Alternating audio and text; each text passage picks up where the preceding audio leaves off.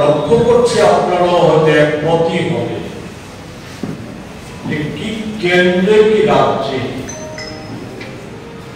RSS BJP নেতৃত্বাধীন মোদী সরকার বা আমাদের রাজ্যের ট্রিপল ইঞ্জিনের সরকার যত দিন যাচ্ছে তত বেশি তাদের জনবিরোধী চেহারা আর অন্যদিকে ফ্যাসিস্ট রূপ এই দুটোই তত বেশি উন্মোচিত হয়ে যাচ্ছে।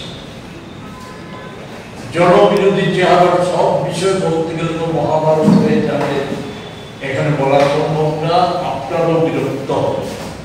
আমি শুধু যে বর্তমান সময়ে এই অল্প কিছু দিনের মধ্যে যে বিদ্যুৎ এবং গ্যাস বলা যায় রাজ্যবাসীর উপর যে মরার উপর খাড়ার ঘা বা ভাব দেওয়ার মুরুদ নেই কিল মারার গুসাইয়ের মতো আচরণটা করেছে সরকার, এটা আমরা লিখিতভাবে একটা হ্যান্ডনোট আছে, তার মধ্যে সমস্ত বিষয়টা আমরা দেওয়ার চেষ্টা করেছি, এটা আমরা আপনাদেরকে দিয়ে দেব।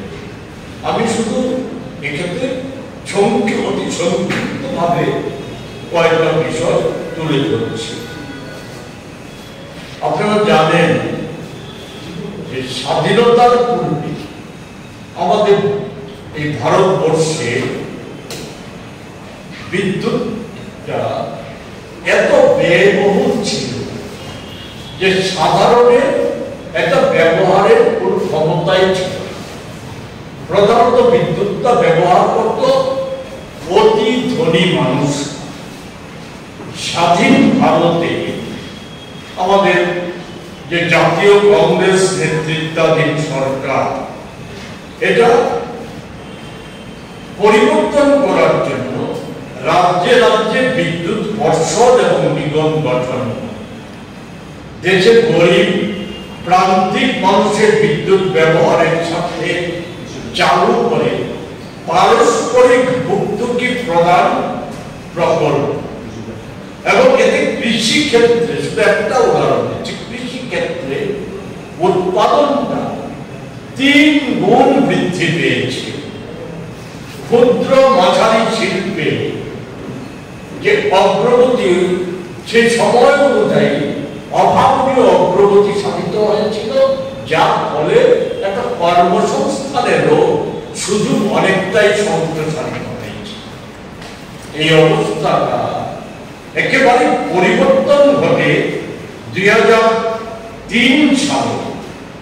48 সালের যে বিদ্যুৎ 1948 সালের যে বিদ্যুৎ সরবরাহ আইন তা বাতিল করে বিদ্যুৎ শিল্পকে বেসরকারীকরণের উদ্দেশ্যে যে নতুন আইন প্রণয়ন করা হয় তার মাধ্যমে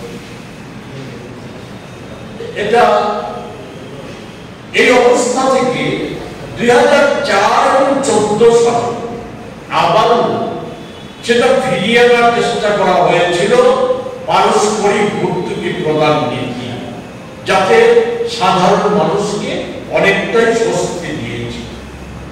আবার 14 সালের পর এই ক্ষেত্রে যে একেবারে বিদ্যুৎটাকে সম্পূর্ণরূপে বেসরকারি অর্থাৎ কর্পোরেটদের হাতে তুলে দেওয়ার একটা ব্যবস্থা গ্রহণ করার শুরুটা করেছিল। আপনারা হয়তো সকলেই জানেন ওএনজিসি, এনটিপিসির মতো বিদ্যুৎ উৎপাদনকারী যে সংস্থাগুলি তাদের 50% বেশি শেয়ার তুলে দেওয়া হয়েছিল কর্পোরেটদের।